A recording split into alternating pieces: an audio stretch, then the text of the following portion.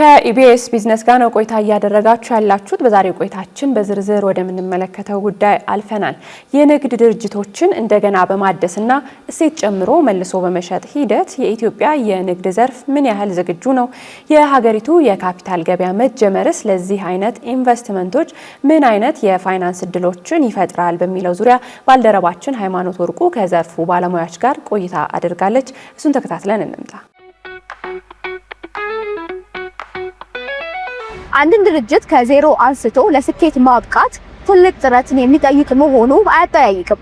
ስኬታማ የሆነን ወይንም ደግሞ በመውደቅ አፋፍ ላይ ያለን ድርጅት ገዝቶ በአሰራርና በቴክኖሎጂ አዘምኖ ዳግም ለሽያጭ ማቅረብ በዓለም አቀፍ ደረጃ የሚታወቅ የንግድ ስልት ነው። ታዲያ እንዲህ አይነቱ የኢንቨስትመንት አማራጭ በሀገራችን ኢትዮጵያ ምን ያህል ስር ሰዷል? ካፒታል ገበያው ስለዚህ ምን አይነት እድሎችን ይዞ መጥቷል ስንል ከዘርፉ ባለሙያዎች ጋር ቆይታ አድርገናል። አብራችሁ ቆዩ። እንግዲህ ዓለም ላይ በኢንቨስትመንት ስትራቴጂ አንፃር በጣም ትልቁ ከሚባለው ኢንቨስትመንት ስትራቴጂ ውስጥ ነው አንዱ ይሄኛው። አንድን ድርጅት ችግር ውስጥ ያለ ድርጅት ሊሆን ይችላል፣ የእድገት መጠኑ ወይ ደግሞ የእድገት ስፋቱ ብዙም ያላደገ ሊሆን ይችላል፣ በጣም ተስፋ ያለው ፖቴንሻል ያለው ድርጅት ሊሆን ይችላል። እንደዚህ አይነት ድርጅቶችን ፈልገው ገዝቶ እንትን ማለት ትልቅ ቢዝነስ ነው። ትልልቆቹ የዓለማችን ኢንቨስትመንት ፈንዶች እነ ብላክ ሮክን ጨምሮ የመሳሰሉ ድርጅቶች እንደዚህ አይነት ስራዎች ላይ ቢሊየንስ ኦፍ ዶላርስ መድበው የሚሰሩት ስራ ነው። ለምሳሌ በሁላችንም የምናውቀው የበርክሻየር ሃትዌይ ባለቤት ማን ነው? ዋረን ባፌት ማለት ነው። ዋረን ባፌት መጀመሪያ ስራውን በሚጀምርበት ሰዓት እቺ ስሟን ራሱ የምናያትን የሆነ ደካማ ድርጅትን ወስዶ እንትን በማለት ነው ያንኑ ስም ነው ይዞ እስካሁን ድረስ የቀጠለው ራሱ ማለት ነው። ያን ድርጅት እንትን አድርጎ የመሸጥ አይነት ማለት ነው። ሌላው ዓለም ላይ በጣም የተለመደ ነገር ነው። እኛ ሀገር ስንመጣ እንግዲህ አሉ አንዳንድ ጅማሩ አይነት የሚመስሉ በቁጥር ጥሩ ቢባል 5-6 የሚደርሱ እንደዚህ አይነት ስራዎችን የሚሰሩ አካላቶች አሉ። ነገር ግን እንደዚህ በኢንቨስትመንት ስትራቴጂ ደረጃ ብዙዎች የሚሳተፉበትና ቀሎ በሌላው ዓለም ጋር ሊወዳደር በሚችል መልኩ ግን አለ ለማለት ይከብዳል ኢትዮጵያ ውስጥ። በመጀመሪያ እንደ አንድ ቢዝነስ ተቋም ማድረግ ያለባቸው ነገር ምንም አይነት ቢዝነስ ይሁን የሆነ ሰው ሊገዛው የሚፈልገው ቢዝነስ የሚታይ ስራ ያለው መሆን መቻል አለበት። የሆነ ነገር እየሸጠ መሆን መቻል አለበት። ቢያንስ ገቢው እያደገ እየመጣ ያለ መሆን መቻል አለበት። እነዚህ ፋይናንስ የሚያደርጉ ሰዎች ዞሮ እነሱ ለቢዝነስ ነው የሚገቡበት። ሌላ ዓለም ላይ የተለመዱት እንደዚህ አይነት ሰዎች ናቸው። ስለዚህ በአንደኛ ሁኔታ ኦፕሬሽን ዋይዝ ከስራ አንፃር ያለ ውጤታማነታቸውን ማስተካከል መቻል አለባቸው። እነዛ ነገሮች እንዲያው የሚገዛው ሰውዬ የሚገዛውን ቢዝነስ ሲገምትላቸው የተሻለ ዋጋ ከላው ላይ ሊያገኙ የሚችሉበት እድል ሰፊ ነው። ከዛ ውጭ ደግሞ የአስተዳደር ሁኔታቸው ለምሳሌ አብዛኛውን ጊዜ ትንንሽ ቢዝነሶች፣ የቤተሰብ ቢዝነሶች፣ የግለሰብ ቢዝነሶች ከባለቤቱ ጋር በጣም ቁርኝት አላቸው። ባለቤቱ የሆነ ነገር ቢሆን ቢታመም የሆነ ነገር ቢሆን ቢዝነሱ ሊቆም እንደሚችል የሚያስታውቁ አይነት ቢዝነሶች አሉ። እንደዚህ አይነት ነገር እንዳይከሰት የአስተዳደር ሁኔታውን ይሄ እንትን ማስመሰል ፕሮፌሽናል ማድረግ ማኔጅመንት ቦርድ ምናምን እንኳን ባይሄዱ እንዲያው ግን የራሱ ስትራክቸር ያለው ምናምን ነገር በሚሆንበት ሰዓት እነዚህ ሰዎች ኦኬ ልግዛው የሚል አይነት ፍላጎት ሊያሳድሩ ይችላሉ። ሀሳብ ስላለኝ ብቻ ሰው የሆነ ብር ይሰጠኛል ከሚል አይነት እምነት በፍጹም መላቀቅ አለበት። ሌላው ዓለም ላይ ሰዎች ኢንቨስት የሚያደርጉት ያው ሀሳብ ላይ ኢንቨስት የሚያደርጉበት አለ ማዕቀፍ ይኖረዋል። ይሄኛው የፕራይቬት ኢኩዊቲ አሁን እያወራን ያለነው ነገር የፕራይቬት ኢኩዊቲ የሚባለው ዓለም ውስጥ ግን ያለው ገዢዎች ሁሉ ጊዜ የሚያስቡት የራሳቸውን ቫልዩ ማሳደግ ነው፣ የራሳቸውን ሀብት ማሳደግ ነው፣ የሆነ ቦታ ድረስ ሄደው መውጣት ነው። በነገራችን ላይ የሚፈልጉት የፕራይቬት ኢኩዊቲ ዓላማው ግለሰቦቹ የሆነ ድርጅት አንቺ ያለሽ እየሰራሽ ያለሽ ይገዙሻል። ትልቅ ዋጋ ልክ ሊያወጣ በሚችልበት ጊዜ ኤዘር ላንቺ ወይ ደግሞ የሆነ ቦታ ለሆነ ሌላ አካል ሽጠው መውጣትን ይፈልጋሉ። ለዛ የሚያስችል ነገር እንዲሆን ግምት ሲገምቱልን ስንደራደር የድርጅታችንን ዋጋ ከፍ ሊያደርግ በሚችል መልኩ እነዚህ ነገሮች ማስተካከል ይኖርብናል። በዚህ አይነት ሂደት ላይ መልሶ የማስተላለፍና የመሸጥ ሂደቶችን በተመለከተ ጥብቅ የሆኑ ጥንቃቄዎችን መከተል ያለብን ሁኔታዎች አሉ። በተለይ የምትሸጪው ድርጅት ሲሆን በተለይም ደግሞ ፒኤልሲ የምንለውን አካል በምንሸጥበት ሁኔታ ላይ ያለ እንደሆነ ፒኤልሲ የምታስተላልፊ ቁስ ብቻ አይደለም፣ የምታስተላልፊ መብትና ግዴታን ጭምር ነው። አክሲዮን ማህበርም ስትይ የምታስተላልፊ የሰነድ መዋለ ነዋዮችን ብቻ ቢሆንም እንኳን መብትና ኃላፊነትን ግዴታን ጭምር ነው የምታስተላልፊ። መብትና ግዴታዎች ከአሴት ቫሉዌሽን ጀምሮ ንብረትን በቁስ የሚቆጠረውና ከማይቆጠረው ነገር ጋር አብሮ ሊሄድ የሚችሉ ነገሮች ናቸው። ሶ ይሄን በተመለከተ ከንግድ ህጋችን እንዲሁም ደግሞ ከካፒታል ማርኬት አዋጁ ጋር በተያያዘ የተቀመጡ ነገሮች አሉ። ስለዚህ እነዚህ ግዢ በሚተላለፉበት ጊዜ መከተል ያለባቸው ጥብቅ ፖሊሲዎች አሉ፣ ጥብቅ ህግጋትም አሉ። ለምሳሌ ኤግዛምፕሊፋይ ለማድረግ ለምሳሌ ለአንድን ድርጅት ፒኤልሲ የሆነ እንደሆነ አንድ ፒኤልሲ ለማስተላለፍ የፈቀድሽ እንደሆነ በትንሹ 3/4 ድምጽ ያላቸው የድርጅቱ የአክሲዮን ባለድርሻዎች ናቸው ምን ማድረግ የሚችሉት መብታቸው እንዲሸጥ መወሰን የሚችሉት። እነዚህ ያልወሰኑ እንደሆነ መተላለፍ አይችልም። አለስ ኪሳራ አሳውጀሽ ባለዕዳነን የሚሉ ሰዎች ወይም ክሬዲተርስ ናቸው የምንላቸው ሰዎች መተው ድርጅቱ ከሚሸጥ ለኛ ይተላለፍልን ብለው በፍርድ ቤት ሊያስወስኑ የሚችሉበት ሁኔታ አለ ማለት ነው።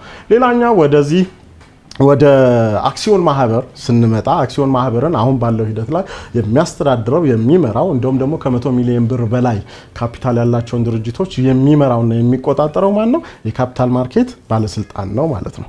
ስለዚህ ይህ የካፒታል ማርኬት ባለስልጣን የማያውቀው ምንም አይነት ግዢ ወይም ትልልፍ መፈጸም አይቻልም፣ ፈጽሞ አይቻልም። ስለዚህ በተለይ አክሲዮን ማህበር ሆናችሁ ድርጅታችሁን በካፒታል ማርኬት አውቶሪቲ ላይ ያላስመዘገባችሁ ሰዎች ወደ ቅጣት ውስጥ ገብታችኋል። ስለዚህ ጥንቃቄ ማድረግ አለባችሁ ማለት ባትከስሩ ምን ባትሉም። አሁን ላይ ግን አክሲዮን ማህበር ሆናችሁ 50 እና ከዚያ በላይ የሆነ አባል ያለ ኖሯችሁ ነገር ግን ያላስመዘገባችሁ ከሆነ ዋጋ ትከፍሉበታላችሁ። ስለዚህ ቶሎ ብላችሁ ወደ መስመር መግባቱ ተገቢነት ነው። ሶ ከዚህ ጋር በተያያዘ ምንድነው ፕሮስፔክትስ ነው የሚሸጠው። ወደ አክሲዮን ማህበር ስንመጣ ፕሮስፔክትስ ነው የምንሸጠውና ሶ ፕሮስፔክትስ ራሱን የቻለ በቀላሉ ሊተላለፍ የሚችል ሰነድ መዋለ ነዋይ ነው። ስለዚህ ያንን የሰነድ መዋለ ነዋይ በማስተላለፍ ከዛ ኋላ ጠቅላላ የአክሲዮን ማህበሩ በጋራ ተሰባስበው በሚወስኑት ውሳኔ ላይ ምን መሆን አለበት ማለት ነው በአኩዚሽን ወይም ደግሞ በመርጀር በምንለው ነው ሊተላለፍ የሚችለው። ይሄንንም የሚመራው የካፒታል ማርኬት አውቶሪቲ አዋጅ ቁጥር 1248/2013 በዝርዝር ያስቀመጠው ነው ማለት ነው። ትርፋማ ድርጅት መሸጥ ችግሩ ምንድነው? በጣም ትርፋማ የሆነ ድርጅት የሚሸጠውን ሰውዬ የሚጠራው ዋጋ ከፍ ይላል። ስለዚህ ራሱ ባለቤቱ የድርጅቱ ባለቤትም ቢሆን ከፍተኛ ዋጋ ይጠይቃል፣ ሲጠይቅ ማለት ነው። እነዚህ ገዢዎቹ ደግሞ እንዳልኩሽ ገዢዎቹ አሁንም መርሳት የሌለብን የድርጅቶቹን ባለቤት ለመርዳት አይደለም የሚመጡት። እነሱ እንደ አንድ ንግድ ሐሳብ የተሻለ ከሌላው ዘርፍ የተሻለ ትርፍ እዚህ ያገኛለሁ ብለው አስበው ነው የሚመጡት።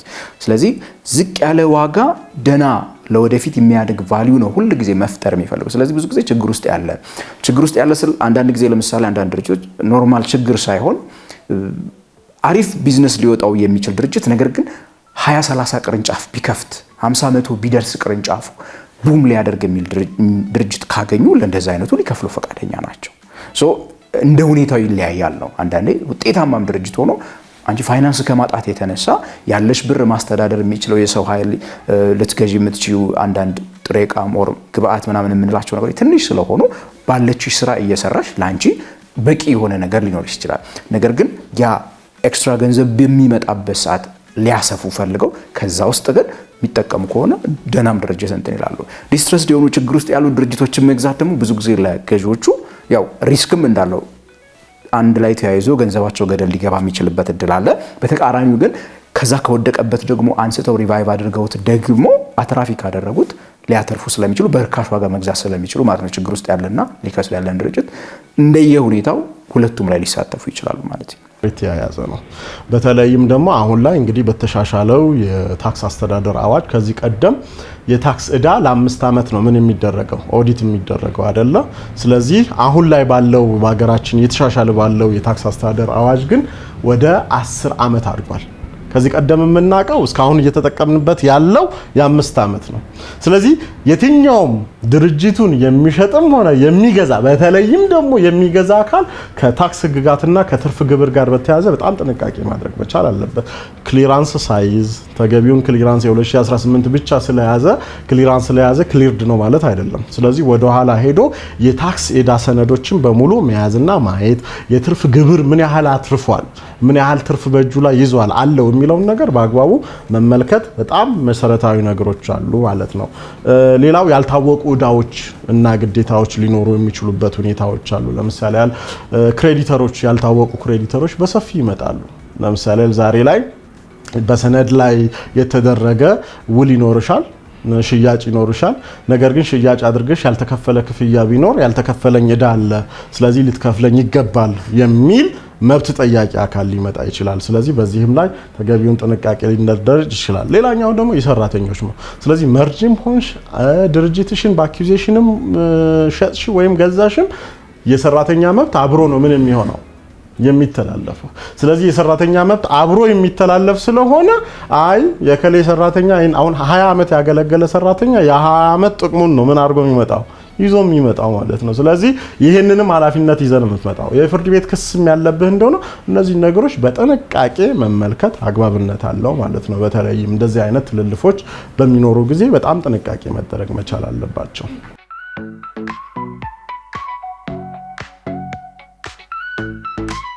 ይሄ እንግዲህ አሁን እያወራን ያለነው ገበያ በነገራችን ላይ የህዝብ ገበያ አይደለም። አሁን ይሄኛው የግል ገበያ ነው።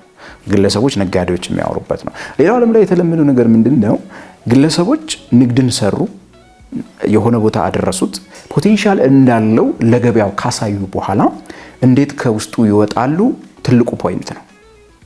አንድ ንግድ አሳድገው ቢሊየን ሚሊየን የሚያወጣ ድርጅት እጃቸው ላይ ካለ ቅድም የነገርኩሽ ድርጅቶችን እየገዙ አሳድገው የሚሸጡ ሰዎች ዋናው ዓላማቸው መሸጥ ነው። አሁን ባለው በኢትዮጵያ ገበያ በነገራችን ላይ እንዲሁ ዝም ብዬ ድርጅትን አሳድጌ ልሽጥ ብቲ ኢንፎርማሊ ለደላላ ነገሮች ደላላው ሰው ከፈለጋ አግኝቶ አናግሮ ምናምን ነገር ነው ሊሸጥልሽ የሚችለው። ሶ ያንን መቅረፍ የሚችል ቦታ ነው የካፒታል ገበያው። ምን ማድረግ ይችላል ማለት ነው? ልክ ድርጅቱን ትልቅ ሆኗል ብሎ በሚያምንበት ጊዜ ላይ በኢትዮጵያ ሰነድ ማልናች ገበያ ላይ አሁን ለምሳሌ ሁለት ገበያዎች አሉ። የግሮዝ ማርኬት እና ሜን ማርኬት ብለን የምንጠራቸው። ሜን ማርኬቱ ላይ በዋናነት በጣም ትልልቅ ካምፓኒዎች ናቸው ሄደው ሊስት የሚደረጉት። ነገር ግን መካከለኛ ካምፓኒዎችም ሊስት የሚያደርጉበት ገበያ ላይ ከ50 ሚሊዮን ብር በላይ ካፒታል ያላቸው ድርጅቶች ሶ ሀብቱን አምጥቶ ይህንን ድርጅት ወስዶ ፐብሊክ ማድረግ ይችላል። አይፒኦ ያደርጋል ማለት ነው። ሼሮቹን ለምሳሌ ካለኝ ድርጅት ውስጥ 40% ወይ ደግሞ 50% የኔ ከነበረ ለህዝብ ሸጠዋለሁ ብሎ በአንዳንድ ሺህ ብር አድርጎ አክሲዮኑን ከፍሎ ልሽጥ ቢል ለኤግዚት ስትራቴጂ በጣም ቀላል የሆነ መንገድ አገኘ ማለት ነው ካፒታል ገበያ መምጣት። በዛሬው የኢቢኤስ ቢዝነስ ቆይታችን የተለያዩ የቢዝነስ መረጃዎቻችንን ወደ እናንተ ስናደርስ ቆየን። መረጃዎቹን ወደ እናንተ በማድረስም ቃል ኪዳን ታደሰና ጥላሁን አያሌው ከመላ ባልደረቦቻችን ጋር አብረናችሁ ቆየን። በቀጣይ ፕሮግራማችን እስከምንገናኝ ጤና ይስጥልን።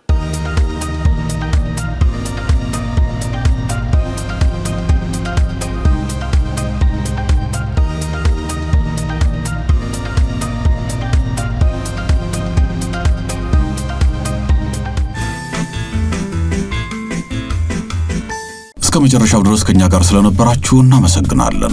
የምናዘጋጃቸውን አዝናኝ ቪዲዮዎች ማየት ከፈለጋችሁ እዚህ ጋር ጠቅ ያድርጉ። ሰብስክራይብ የሚለውን ደግሞ እዚህ ጋር ጠቅ ማድረግ እንዳትረሱ። በቀጣይ ቪዲዮ እንገናኝ።